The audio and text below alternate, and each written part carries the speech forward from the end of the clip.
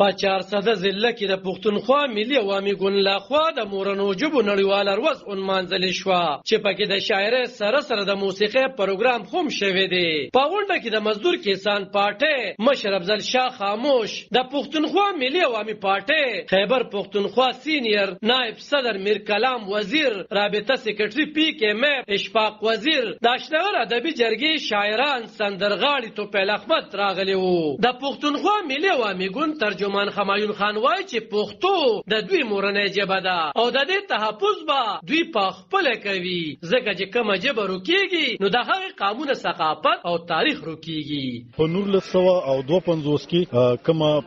موږ چې ورته اوس بنګلادیش وایو هغه وخت کې مشرقي پاکستان چې کوم نو په هغې کې د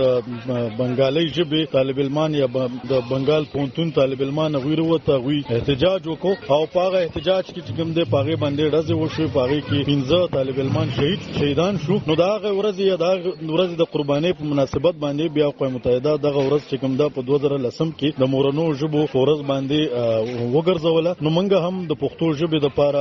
پښتانه لګیا یو، ځای په ځای باندې دغه دستوري راټولو چې خپله ژبه خپله کو، خپله ژبه خپله دفتري ژبه کو، خپله ژبه خپله کاروباري ژبه کو، خپله ژبه چې کومه ده تعلیمي ژبه کو، ځکه ډېر لوی اهمیت لري که ماشوم ته په خپله ژبه کې تعلیم ورکړی شي نو دی به ممکنه ده لکه د چین مثال موږ ورکولی شو چې چینیان چې ژبه یې په د اقوام متحده په معیاري چیک لیست کې چې کوم دی په 2000 نمبر ده، خو چونکې هغوی خپله مورنۍ ژبه خپله کړې ده نو دې وخت تاسو کتی شئ چې مطلب چینیان د نړۍ په مخ باندې یو پرمختللی هېواد دی، زه هغوی خپلې مورنۍ ژبې ته قدر وکړو. دغه شان جاپانیان بیا که تاسو یا داسې وکړئ چې مطلب یو فرانسیسي ته په پردۍ ژبه کې خط پیش کړي چې دا موږ ته ولوله نو هغه به کار نشي کولی. که تاسو ته په خپله فرانسیسي ژبه کې خط پیش کړئ هغوی به ولولي. زمونږ غټه بدبختي دا ده چې زمونږ دلته چې کوم استادان دي یا زمونږ کوم پوهان دي تعلیم یافته خلک دي، لومړی هغوی ته ژبه ښودل پکار دي، هغوی د ژبې په اهمیت باندې نه دي خبر، هغوی د خپلې ژبې سره لګاو نشته. نو پکار ده چې موږ د پښتو ژبه کم از کم چې ټوټل تعلیم نه چې